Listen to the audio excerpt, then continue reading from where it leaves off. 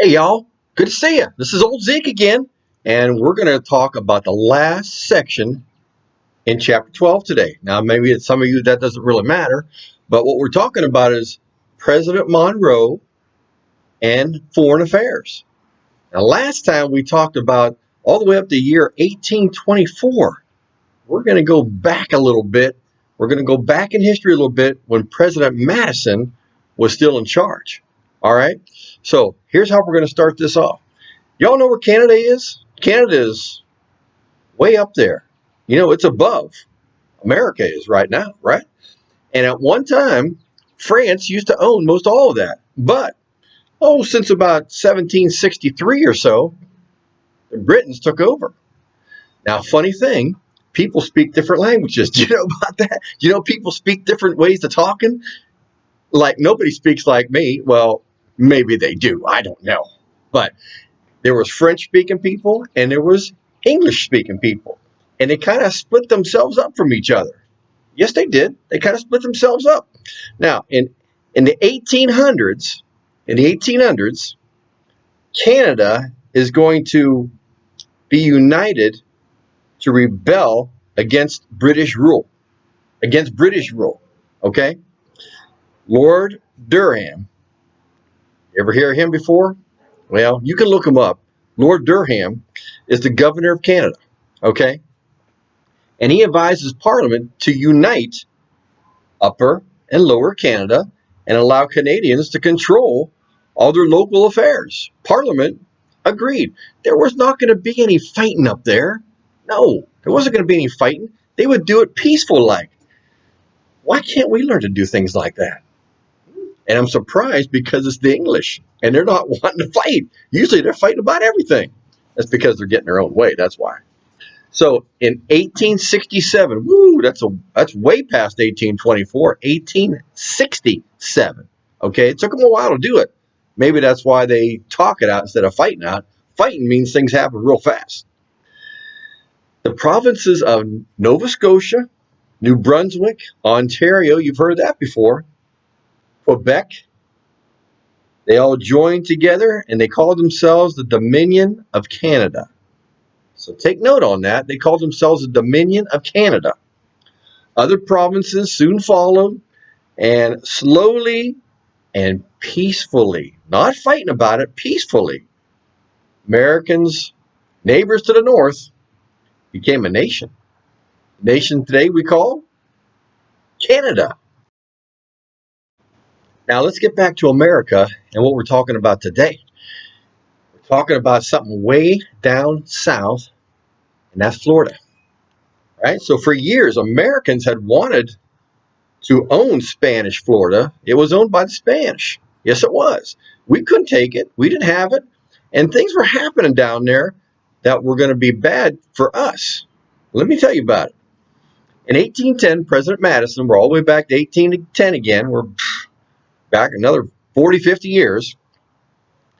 Madison claimed West Florida. Now, what's West Florida? You know what the panhandle is right there? Well, imagine the panhandle extended. Alabama, Louisiana, tops of that, all the way over. It extended a long way, almost over to Texas.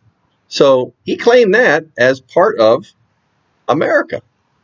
Well, you know they're not going to like that. And a strip of land along the Gulf of Mexico, all the way to New Orleans, that was good land right there. And you know what New Orleans is used for?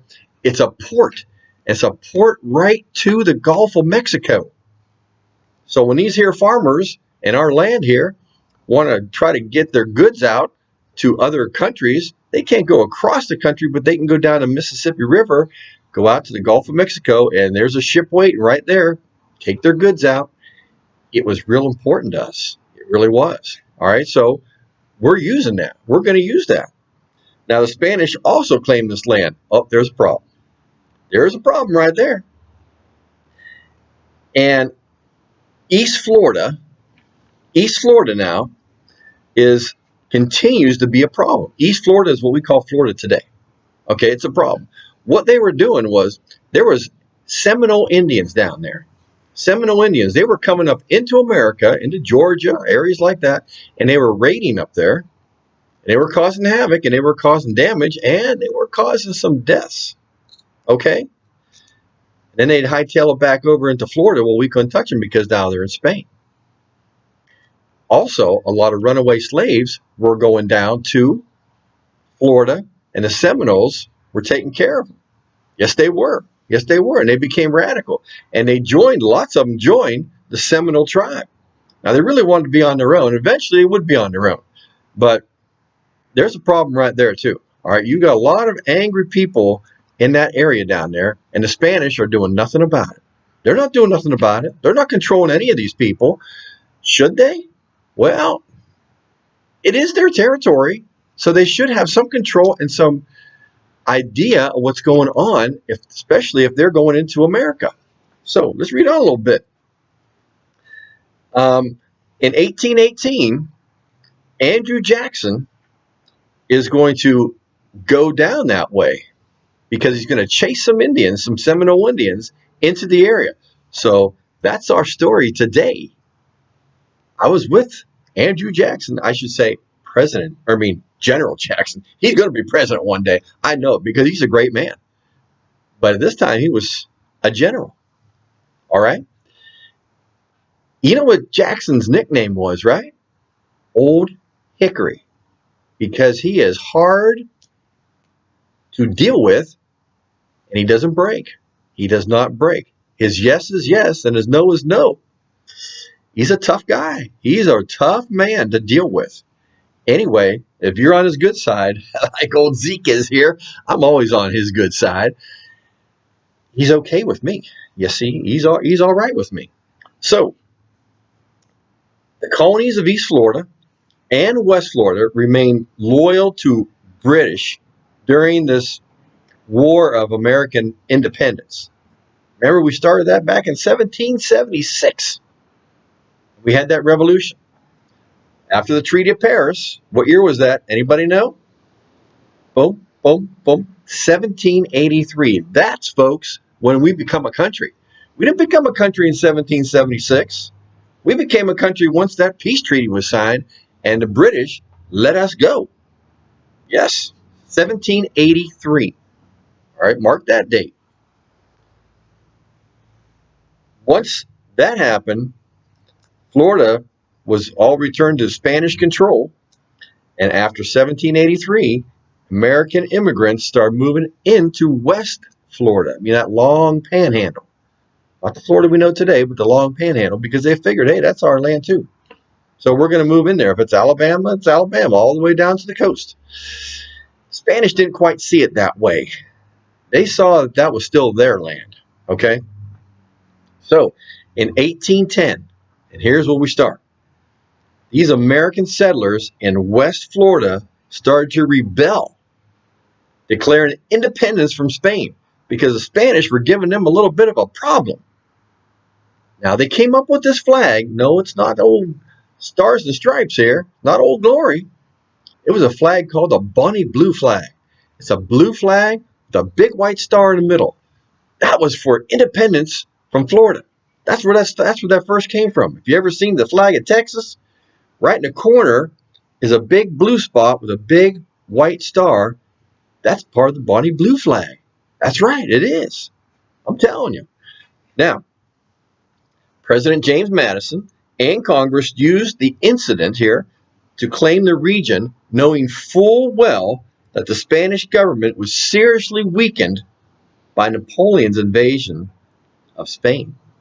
So when the Frenchies, Napoleon, when they invaded Spain, Spain kind of got a little weak. They used to be very, very powerful. Remember the Spanish Armada? Remember those conquistadors? They're gone. They're gone. So what once was great is no more. All right? United States, they asserted that portion of West Florida from the Mississippi to the Prairie Rivers that was part of Louisiana Purchase in what year? 1803. Louisiana Purchase, 1803. And remember who was president? President Thomas Jefferson. So we're going back a ways. Negotiations over Florida began in earnest with this mission of Don Luis de Onis to Washington. in 1815. Now, he came to Washington. Don Luis de Onis came to Washington in 1815 to meet with Secretary of State James Monroe. James Monroe, okay? The issue was not resolved until Monroe would be president and John Quincy Adams would be Secretary of State. About that. Now, things would be a little bit strained because the Spanish felt that we were helping these people to get independence from Spain down there in the Florida Panhandle, okay? That America was supporting the rebels. Well, Mr. Onis goes back to Florida, okay? And the situation becomes crucial. That means real important. General Andrew Jackson decides to make his move. Now, old Zeke was with him. I was a scout for him. Yes, I was. Look at me. I was scouting for Andrew Jackson, and I was down there. Now, listen what happened. There were some Seminole Indians that had gone up into Georgia, and they raided some settlers up there, and some settlers died. Yes, they did. They burned a lot of things up there, and they stole some goods, and they're hightailing it back over the border into Florida. Well, General Jackson said, let's go, boys. Let's go. Now, where was he from? Tennessee. He was from Tennessee, and he was sent down that way. I don't know if they really told him to go over the border, though, but Old Hickory, you just don't tell that man what to do. He just does it. And so he did. And he's going to go and find some of these Spanish forts down there, St. Mark's and at Pensacola. In 1818, he raids against the Seminole Indians and the escaped slaves that were also down there that had made a threat to Georgia. So here's how the story went. This is how I saw it, okay? This is how we saw it. Jackson pursued the Indians deep into Florida. So he crossed over that border. He went deep into Florida towards St. Augustine. Now, you know where St. Augustine is? It's on the east coast by the Atlantic Ocean. That's where we were, down that way, okay?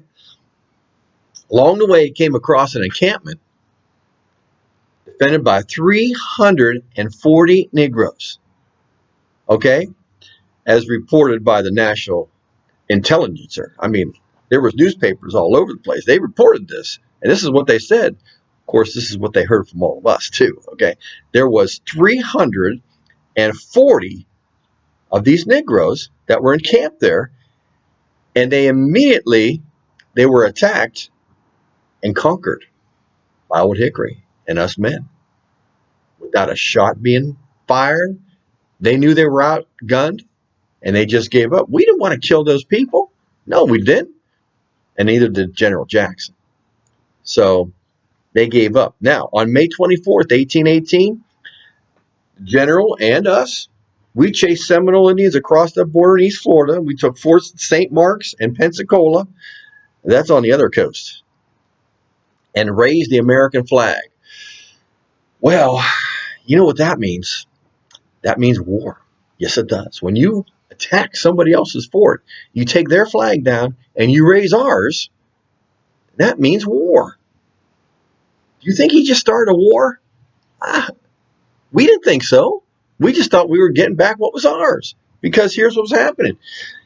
We investigated and found out that there was British involved with the Indians and with the Negroes down there that had been runaway slaves. And they were inciting them to go into Georgia and these parts of these panhandles to incite riots and to attack the people that were there. It wasn't good. So Jackson, I should say General Jackson, never call him Jackson to his face. Old Hickory, never call him that either. He executed 2 British citizens that were there. Yes, he did, because he figured they were spies, and so he executed them. How do you think he did it? He lined them up, and he lined a bunch of boys up, and they shot him. Yes, they did. They shot him dead. So he soon discovered that the British and especially the Spanish in Florida have been supplying weapons, stimulating the Indians to use them. So they were giving arms to the Indians. Sound familiar? Sound familiar like that war of 1812? Yeah, they had been doing that a long time. Now they're doing it in the South. So Monroe's government seriously considering denouncing Jackson's actions in Florida, saying, we didn't know he was going to do that, and we're not responsible for that. But Secretary of State John Quincy Adams said, now hold off there. This may be a perfect time for us to get Florida off the Spanish. A perfect time? Of course it was. We can do it without going to war. General Jackson's already shown his strength. A bunch of us boys down there, we pretty much had it under control already. So Adams defends what Jackson did, what we did, and we restrained the Indians and the escaped slaves since the Spanish failed to do so. They could have done it, but they didn't do it. So we did it. That's all right.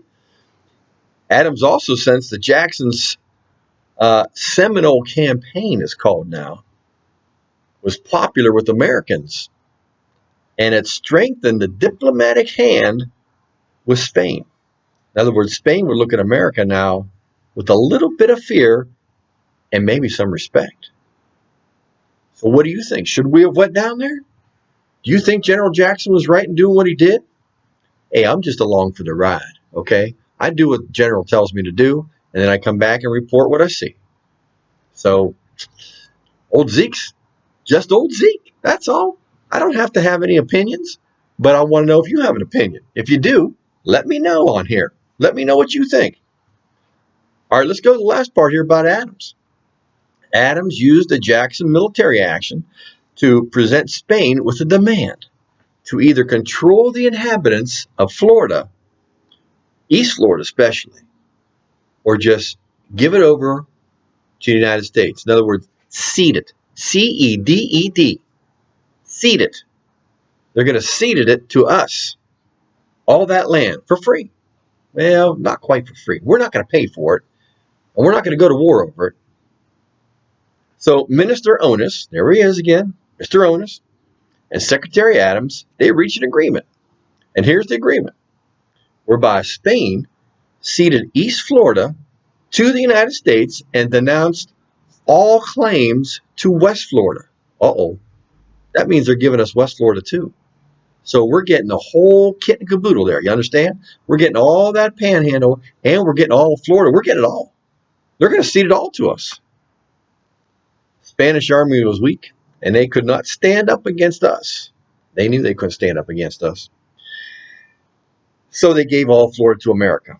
Spain received no money for it. But the United States did agree to assume liability of up to $5 million for damage done by the American citizens who rebelled against Spain, to some of the Spanish inhabitants that lived in the panhandle there. So we did pay some people off, okay? Due cause, because they caused damage, so we're getting something, not for nothing. We're paying something, so we're getting what we wanted. Now, under the Onis-Adams Treaty, understand? Onis-Adams Treaty of 1819, also called the Transcontinental Treaty, finally ratified in 1821. The United States and Spain defined the western lands and the western limits of Louisiana Purchase, finally. Been a while. And Spain surrendered all of its claims to the Pacific Northwest. Wow. That's a lot. That's a lot for them to do that. Well, we pretty much had everything else tied up, okay? In return, the United States recognized Spain independence over Texas. Now, what was happening down there in Texas? Well, that's another whole story. We're going to share about that too. Now, I wanted to show you something that I really did like when I was down there in Florida, And that's these little things here. What is this? It's an orange. And I'm telling you, they don't grow them up here in Tennessee. I'm telling you that. So we had to bring some back up here with us. Want to buy it? Here you go. Oh, you can't have none right now? All right. I'll save some for later. I'm still going to eat this part. Now, Mexican Revolution. It began in 1810. Mexican Revolution?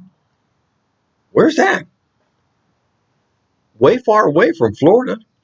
Way far away from Florida. You know where Mexico is? It's down below Texas. Okay? But Spain still owned a lot of that territory up there, including what we call Texas today. That's right. Spain owned that. Now, here's what was happening. Finally, Mexico was going to win its freedom. They started rebelling in 1810.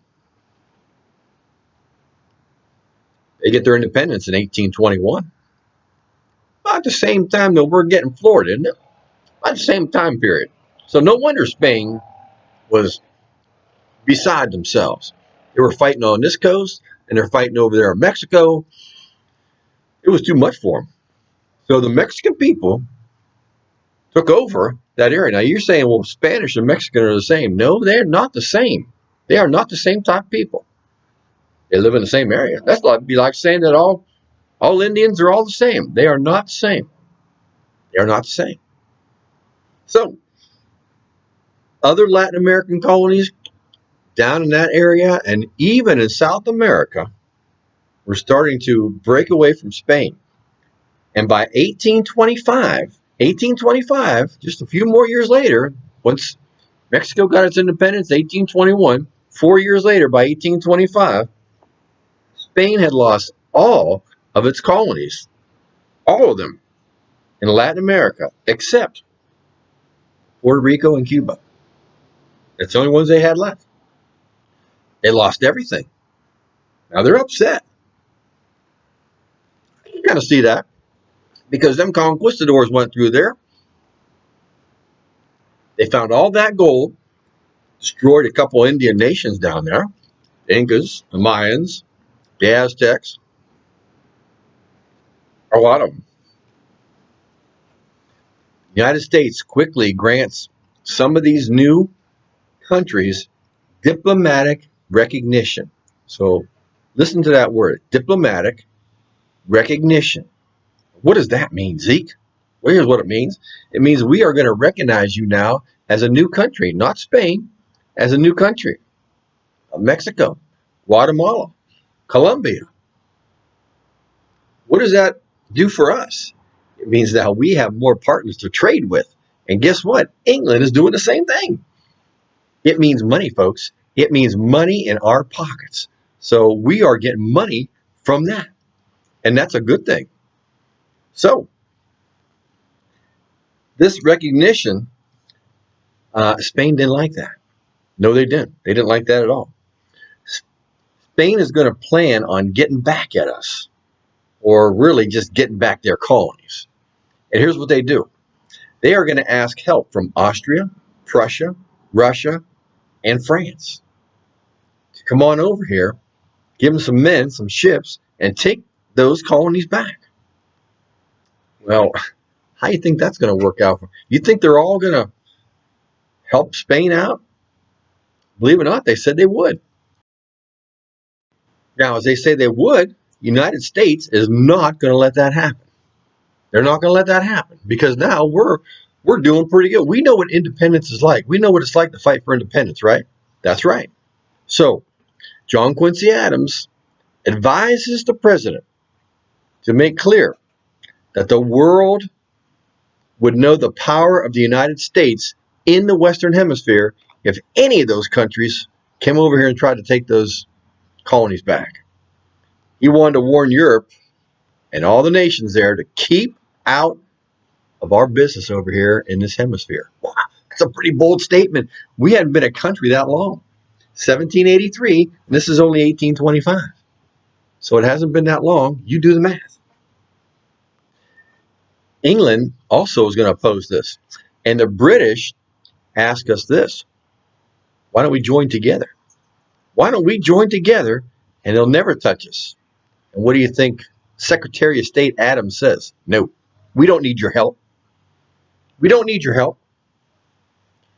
We probably could use their help though. But he doesn't. We don't need your help. We can do it on our own. We need to make a stand as the United States of America without big brother Britain being behind us. Well, he distrusts them, and Secretary of State urges the president, let's stand on our own. Now, here's the thing.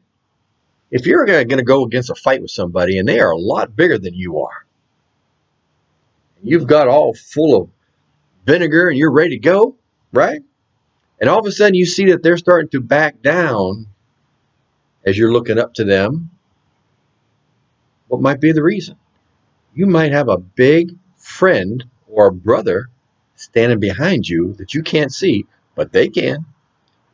And they might be back there saying, if you hurt them, we're going to hurt you. Now, why do I tell you this story? Zeke, what's wrong with you? Listen to the analogy. The United States is standing on their own, but unbeknownst to them, England is behind them with that big navy that they have, and we know they got a big army. And the rest of the countries out there know, do we really want to tangle with not just the United States, but now England too? Maybe not. Maybe not. So, when President Monroe gave his yearly address to Congress in 1823, he included a bold statement on the United States foreign affairs that has become very, very well known as the Monroe Doctrine. The Monroe Doctrine. This would be good something for you all to look up. You can read the whole thing. I'm just going to read you a little bit of part of it. Okay? He said the United States would not interfere in the internal affairs of Europe. And he also says this. The American continents, this is what he's saying in the Monroe Doctrine. The American continents are henceforth not to be considered as subjects for future colonization by any European power. In other words, it's off limits to y'all. Stay where you're at.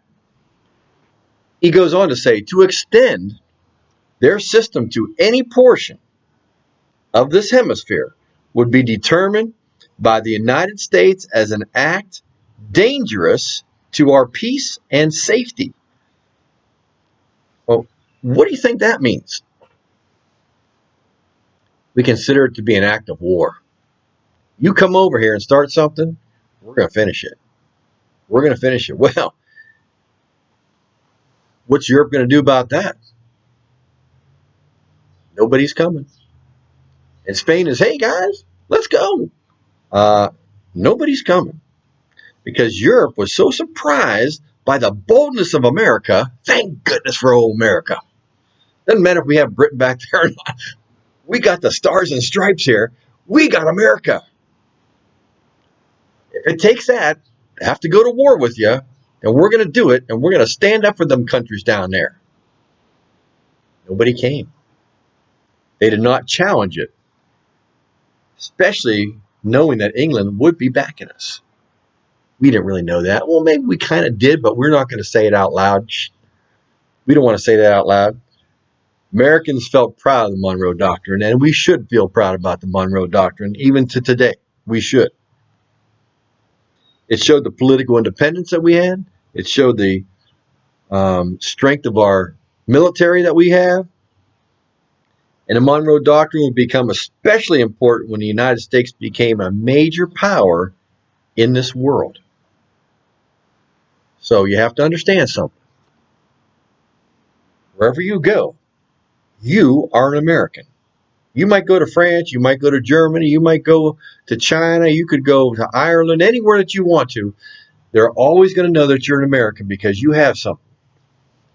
You got that American spirit, and they know that you're an American. And you be proud of being American too.